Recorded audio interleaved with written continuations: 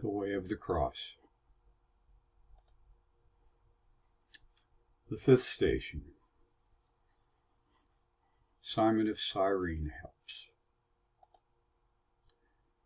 Jesus had been condemned to die by Pilate, and the soldiers forming the execution detail knew that the death would have to be out in public, using the most shameful method they had, crucifixion. They also knew that if the prisoner collapsed and died on the way, they would be held responsible.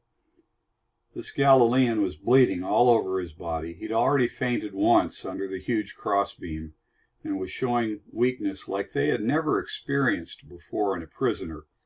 Of course, their previous experience was with condemned men who hadn't been scourged almost to death, as Jesus had been. One of them, probably the man in charge of the detail, saw a tall and muscular man among the onlookers, and he impressed him into service, turned him into a temporary slave. We know the man was a strong country workman from the accounts in the Synoptic Gospels. The Roman detail probably never knew the man's name, but it has come down to us, probably through the testimony in Rome of his sons, Alexander and Rufus, who were almost certainly members of the evangelist Mark's Christian community. His name was Simeon, or Simon, and he hailed from Cyrene in North Africa.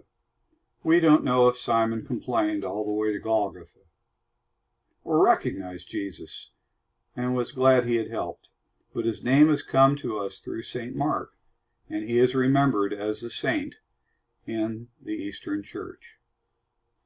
Jesus had commanded all his disciples to take up their crosses and follow him. Simon was the first to literally take up a cross and follow, even if it was the very cross of Christ. Millions have done that over 2,000 years of Christian history. Hundreds of thousands of them have suffered the same kind of violent death as Jesus did. The scriptures record many of their names: Stephen, James, all the apostles except John.